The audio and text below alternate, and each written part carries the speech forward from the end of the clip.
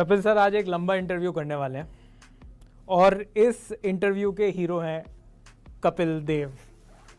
फिर पूछने की क्या ज़रूरत? नहीं, पूछने की ज़रूरत ये है कि सर पहले आप मुझे ये बताइए कि मैं तो चलिए आपके साथ इतने सारे मैंने वीडियोस किए हैं, आप तो मेरे को काफ़ी मतलब एनर्जेटिक से बंदे लगते हो। ये टीवी पर आप इतने गंभीर कैसे हो सकते हो? मतलब आपका नाम गौतम गंभीर थोड़ी है जो आप गंभीर होकर आप रहते हो। क्या है, जो नए जवान बच्चे आते हैं उनके साथ ही चलना पड़ता है ना। कुछ लोग गंभीर हैं, हम भी साथ में हो जाते हैं। टीवी पर जो लोग एसोसिएट करते हैं वो कहते हैं कि कपिल सर तो मजाक कर ही नहीं सकते, और मैं कैसे बताऊं कि ऐसा सच नहीं है। अब भाई गलतफहमी किसी को है तो उसका क्या किया जाए, कुछ नहीं कर सकते। सांप काटे का इलाज है, गलतफहमी का कोई इलाज नहीं है। अच्छा, तो मतलब फन करते हो आप लाइफ में? फन ही करता हूँ और कुछ आता ही नहीं करना। क्रिकेट भी शायद इसीलिए खेला कि फन ही करना जानता हूँ। अगर सीरियस होता तो डॉक्टर, इंजीनियर या साइंटिस्ट होता, इसलिए वो चैप्टर बंद ही कर दिया। पर सर फन वैसे इंग्लिश वाला नहीं, उर्दू वाला जो फन होता है वो तो आपका हर फन मौला नहीं, वो वाला अच्छा, वो मैंने कहा कहीं फन। देखो हम तो समझ नहीं पाते आपकी जो भाषा है। पर सर एक बात बताइए, आपसे अगर पूछा जाए, क्योंकि वर्ल्ड थोड़ा सा डिवाइडेड है, ये तो सबको पता है कि वर्ल्ड का best, one of the best allrounder Kapil Dev है, पर आप अपने आप को मोर ऑफ अ बैट्समैन आप आइडेंटिफाई करते थे या मोर ऑफ अ बॉलर? मैं क्रिकेटर समझता था अपने आप को। जब मैंने शुरू की एज ए बॉलर शुरू की, किस्मत ने साथ दिया, बल्लेबाजी भी सीख गए। इतना ही कह सकता हूँ कि फर्स्ट क्लास मैच जब रणजी ट्रॉफी खेला, पहला मैच नंबर 11 पे बैटिंग की, तो मैं अपने आप को बॉलर बैट्समैन तो नहीं कह सकता, लेकिन क्रिकेट में एक चीज़ है कि आप सबको बैटिंग मिलती है, सबको बॉलिंग नहीं मिल सकती। तो जब आपको सबको बैटिंग मिलनी है तो आप में अगर हुनर है, आप मेहनत करो, ऊपर से ऊपर आते जाओ। पहले मैच में जब मेरे को नंबर 11 भेजा तो बड़ा दुख हुआ यार। मेरे को लगता है मैं बेहतर हूँ, बट कप्तान ने ऐसा नहीं सोचा। ठीक है भाई, उसको बेहतर पता होगा क्योंकि आप यंग लड़के हो। फिर 1-2 मैच निकले तो उन्होंने 11 से 10 किया, 10 से 9 हुआ, 9 से 8 हुआ, 7 हुआ। तो वो अपनी एबिलिटी अपने ऊपर है, कितनी आप मेहनत कर सकते हो।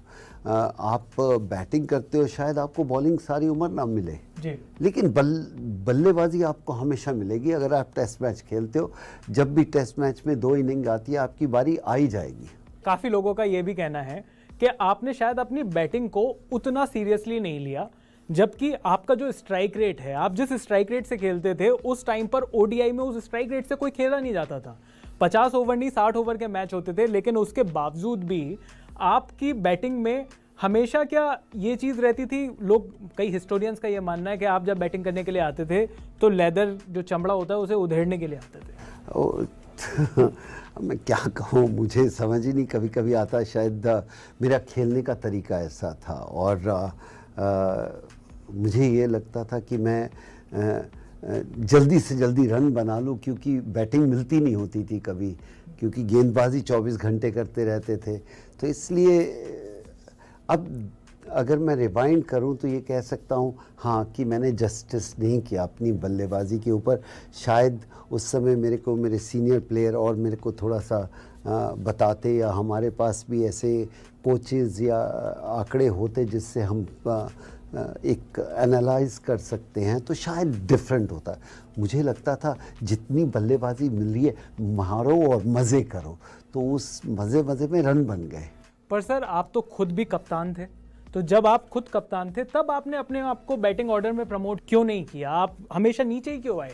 नहीं, नंबर 6-7 का ही बल्लेबाजी करता था जब एक गेंदबाज था। और जब आप 25, 30, 40 ओवर करते हो तो आप मैं ऐसा बल्लेबाज नहीं था, मेरा डिफेंस इतना स्ट्रांग नहीं था। ये मैं मानता हूँ अटैकिंग बहुत बढ़िया था, बट डिफेंस नहीं आता था, क्योंकि बेसिक जो था, जब मैं बड़ा हो रहा था तो हमें बल्लेबाजी किसी ने सिखाई नहीं। वो सोचते थे कि ये तो बाय द वे है, चलो 2-4 एक बड़ा शॉट खेलते थे, लास्ट राउंड बोल देते थे, हमारे कोच भी बोल देते थे, सीनियर प्लेयर भी। तो उस समय माहौल थोड़ा क्रिकेट का अलग था, पर जब भी बल्लेबाजी मिलती थी ऐसा लगता था बस अब इसको एंजॉय करो। पर कपिल सर एक चीज़ जो मानी जाती है वो ये भी मानी जाती है कि आपने जो 131 टेस्ट मैच खेले अपने करियर में, उसमें से कोई भी टेस्ट मैच आपने इंजरी की वजह से मिस नहीं किया। मैं स्टैट्स देख रहा था, 131 मैच में 434 विकेट तो हैं, जिसमें 23 टाइम्स आपने फाइफर लिया, लेकिन इन 23 टाइम्स फाइफर में से 15 टाइम्स तो आपने पहले 200 विकेट में, जब आपके 50 टेस्ट मैच हुए थे तभी हो गए थे। क्या उस टाइम पर कोई इंजरी हुई थी जिस वजह से आपका बॉलिंग एक्शन चेंज हुआ? थोड़ी बहुत इंजरीज आती रहती थी। मेरे नी ऑपरेशन पहले 2 साल में ही हो गया था, तो उसके बाद चेंज आती रहती है, ऐसा नहीं है। और जब आप एक नए गेंदबाज आते हो तो आपके पास कुछ नेचुरल टैलेंट है, तो दूसरे बल्लेबाज उसको पहचान जाते हैं, थोड़ा सा और सुलझ के खेलते हैं, तो ये हो सकता है। पर जब आप क्रिकेट खेलते हो तो ये आंकड़े अब नज़र आते हैं, उस समय थोड़ा अलग होता था कि यार मैच कैसे जीता जाए, एंजॉय कैसे किया जाए। पर कपिल सर, आप कह रहे हो कि आपको एज अ बैट्समैन शुरुआत में आइडेंटिफाई नहीं किया, लेकिन तीसरा ही जो टेस्ट मैच था आपके करियर का, उसमें आपने टेस्ट मैच की उस टाइम की फास्टेस्ट 50 सिर्फ 33 बॉल में मार दिया आपने। वो बोला है ना, पहले भी बोला है कि बस मज़े करने के लिए जाते थे कि बल्लेबाजी आ गई तो बस या तो बॉलर नहीं या मैं नहीं। तो वो मुझे भी याद है कि मुझे भी नहीं पता चला कि वो ऐसा लग रहा था कि टेस्ट मैच में रन बनाने आसान है, क्योंकि वो अटैक किए जा रहे थे और मैं मारे जा रहा था। तो मेरे को मौका मिल गया बड़े शॉट खेलने का, तो इसीलिए मैंने पहले भी बोला कि मैं अटैकिंग प्लेयर था। और अगर उसके लिए अगर फील्डर दूसरी टीम के कप्तान थोड़ा डिफेंसिव रखते तो शायद मेरे को मुश्किल होती। मुझे लगता था ये तो सारे आगे आगे हैं, मार दो साला, क्या जाएगा, कुछ भी नहीं जाएगा। तो उस समय शायद मुझे इतनी समझ नहीं थी बल्लेबाजी में। कपिल सर, एक चीज़ और बताएं जो बहुत पॉपुलर है आपके बारे में, और ऐसा इस जनरेशन में भी होता है, आप तो कहोगे कि ये नालायक पत्रकारों का काम है, पर सुनील गावस्कर साहब और आपकी जो केमिस्ट्री थी उसका बताइए कि आपकी जो केमिस्ट्री थी वाकई में कुछ थी क्या लड़ाई? ऐसा कुछ नहीं था। देखिए, उन्होंने मेरे से 10 साल सीनियर थे। अब आप कह सकते हो कि ये जनरेशन और 10 साल के पहले के क्रिकेटर्स की थॉट प्रोसेस अलग हो सकता है। आज के थॉट प्लेयर, जो आज के प्लेयर हैं, उनका थॉट प्रोसेस, तो गावस्कर साहब जब खेले तो उनका थॉट प्रोसेस ये था कि मैच हारना नहीं है, क्योंकि उस समय टीम ही इतनी बड़ी नहीं थी। जब हम आए, हमने ये सोचा कि मैच हारना, कि मैच जीतना कैसे है। तो शायद वो चेंज ओवर था, तो उसको मीडिया, जैसे आप नालायक पत्रकार नहीं हो, लेकिन फिर भी वो मीडिया उसका पूरा फ़ायदा उठाती है, क्योंकि उनको तो स्टोरी चाहिए। पर सर मुझे ये बताइए कि ये जो म्यूजिकल चेयर्स था कैप्टन का, वो भी कहीं ना कहीं जो उस टाइम पर जो सिलेक्टर्स रहे होंगे, आप उसमें उनकी भी कमी समझते हो? कि उन्हीं की कमी, मैं सीधा बोलता हूँ। आप कैसे इतने अनुभवी क्रिकेटर को आप मेरे अंडर खिला सकते हो? 1983 वर्ल्ड कप में कैसे? जी, राइट। तो उनको ये होता था कि डिवाइड एंड रूल जो हमने शायद सीखा था, तो मैं अभी बोलता हूँ कि जब इन्होंने मेरे को कैप्टन बनाया 83 में, मुझे ऐसा लगता था कि मैं बहुत यंग था, पर जब इन्होंने निकाला तो मुझे और भी दुख हुआ। उस समय मैं मैच्योर हो रहा था, तो इसलिए वो सेलेक्टर की अपनी एक सोच है। लेकिन अगर आज आपको बोले कि आप चेयरमैन हो इस ऑफिस में, तो आपको तो नहीं बुरा लगेगा। तो मेरे को क्यों बुरा लगेगा अगर आप नेशनल कैप्टन बन रहे हो?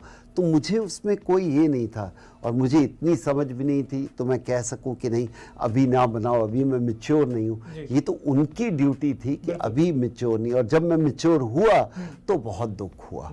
इतना खुशी बनाने पे नहीं हुआ जब बना, लेकिन जब दुख हुआ कि अब मेरे को समझ आई है, तब निकाल दिया। आप कोई भी सीरीज हार सकते हो और आपको कप्तानी से निकाल दे तो दुख होता है कि यार एक सीरीज जीतने या हारने पे आपकी कप्तानी है। फिर तो ये जो जनरेशन के हैं, बहुत सारे कप्तान दूसरे होते। और मैंने देखा है कि जो बाकी जो कंट्रीज थी उस टाइम पर, चाहे वो ऑस्ट्रेलिया हो चाहे वो वेस्ट इंडीज हो, कम से कम वहां पर इस तरीके की चीजें नहीं थी। तो ये आप मानते हो कि सिलेक्टर्स की, मतलब उन्होंने उस टाइम पर तो कम से कम जो बेड़ा गर्क किया इंडियन क्रिकेट का, वो सिलेक्टर्स ने किया? हमें लगता है, आज भी लगता है कि जब तक गावस्कर साहब खेल रहे थे उन्हीं को कप्तान होना चाहिए था, उनमें कोई कमी नहीं थी, कोई नहीं। हाँ, कभी कभी ये है कि उनके साथ डिस्कशन होनी चाहिए कि क्रिकेट बदल रही है, आपको बदलना होगा जी। इतना कहना कोई बुरी बात नहीं है, लेकिन आप जब बदल चुके हैं तो फिर आप कहते हो कि रिवर्स गियर लगाओ तो बहुत मुश्किल है। पर कपिल सर, आपने कहा कि मैं बहुत यंग था, तो 78 में तो आपने डेब्यू किया, 83 में आपने वर्ल्ड कप जीता, तो बहुत जल्दी वो हाई आ गया आपके करियर में, या फिर आपको लगा 83 का वर्ल्ड कप जीतने के बाद कि यार अब तो कुछ अचीव करने के लिए बचा नहीं है? ऐसा नहीं था, क्योंकि मैं बहुत यंग था, बहुत शौक था, पैशन था, और वो 83 जल्दी आया तो पैशन ख़त्म नहीं हुआ जी। पैशन मेरा कम हो गया जब वर्ल्ड रिकॉर्ड बन गया जी। क्योंकि उसके बाद ऐसा लगता है और क्या है, और क्या बचा है। आप कोई भी स्पोर्ट्समैन होता है, एक उसके लिए एक एम होता है कि ये मेरे को अचीव करना है। जैसे सचिन तेंदुलकर, उन्होंने एम बनाया मुझे 200 टेस्ट खेलने, फिर आप मेहनत करते हो, उसके बाद 200 टेस्ट के बाद और क्या करना है जी। तो वो कभी कभी ऐसा होता है कि बहुत मुश्किल हो जाता है प्लेयर के नाते। तो हम ये कहते हैं कि अगर आप 400 या 800 मीटर भी देखो, आपको स्टार्टर मिलते हैं जो आपको भगाते हैं, फिर आप स्प्रिंट लगाते हो। तो इसलिए शायद उस टाइम सिलेक्टर इतने मैच्योर नहीं थे, वो समझ सके। आपसे कोई भी जो बात हो वो 83 के वर्ल्ड कप के डिस्कशन के बिना नहीं हो सकती। आप मुझे बताइए, उस 83 के वर्ल्ड कप का अब तो सब लोगों को पता है कि क्या स्कोर कार्ड था, क्या नहीं था, पर आपके हिसाब से 3 सबसे बड़े टर्निंग पॉइंट क्या थे उस गेम के? जब आप वर्ल्ड कप जीतते हैं ना, तो आप 3 नहीं कह सकते, हर रोज टर्निंग पॉइंट होता है। एक तो एक्सपेक्टेशन नहीं थी, वो सबसे बड़ा टर्निंग पॉइंट था। जब आप एक्सपेक्ट करते हैं तो आपका खेलने का तरीका अलग हो जाता है, प्रेशर। वहाँ पर हमारे पास कोई एक्सपेक्टेशन नहीं थी, तो हम जाके अपना रूथलेस क्रिकेट खेल रहे थे, जो हमें पता था जैसे खेलना है। हाँ, ये सोच सकता हूँ कि जब आपने 2 मैच जीते, तीसरा मैच जीता, फिर आपके ऊपर प्रेशर कि हाँ हम जीत सकते हैं। तो शायद सबसे बड़ी 83 टीम का यही थी कि बहुत प्रेशर नहीं लिया, और शायद जब प्रेशर आया तब हम इतना कॉन्फिडेंस आ चुका था तो डर ही नहीं था। पर कपिल सर, जब जिस तरीके की शुरुआत हुई थी इंडिया की, और उसके बाद बहुत छोटी छोटी सी ही इनिंग्स थी, चाहे वो मोहिंदर अमरनाथ की हो, चाहे वो श्रीकांत साहब की हो, तो जब वो 183 का स्कोर बना, उस इनिंग में मैं देख रहा था कि लास्ट में बलविंदर संधू साहब ने भी 11 रन बनाए थे, जो कि बहुत इंपॉर्टेंट हो गए उस हिसाब से। किरमानी ने भी बहुत अच्छे रन बनाए थे। एक तो उनके इतने डेंजरस फास्ट बॉलर, वो क्लास के, बट वो पिच हमें बहुत सूट करती थी, क्योंकि जितने भी हम 3-4 गेंदबाज थे, हम सब स्विंग गेंदबाजी करते थे, तो उसका हमें एडवांटेज मिला। कभी कभी आप किसी चीज़ को सोचते हैं कि ये आपके हित के लिए नहीं है, और वही आपका प्लस पॉइंट बन जाता है। तो मैं ये कहता हूँ कि अगर हम फ्लैट पिच पे खेलते, शायद उस समय वर्ल्ड कप जीतना थोड़ा कठिन होता। तो चलिए, कपिल देव सर के साथ ये था एक मैराथन इंटरव्यू। मुझे तो बहुत मजा आया सर। आपको नालायक पत्रकार के साथ थोड़ा मजा आया? मुझे आपके साथ खेल के बहुत मजा आया, आप अच्छे प्लेयर हो। तो अनकट पर इसी तरीके के इंटरव्यूज, मैच एनालिसिस, सब कुछ आपको मिलेगा। कपिल पाजी और मैं यहाँ पर रहेंगे, और आप बस अपना प्यार बनाए रखिए और देखते रहिए अनकट। बिल्कुल मत काटिए, अनकट देखते रहिए।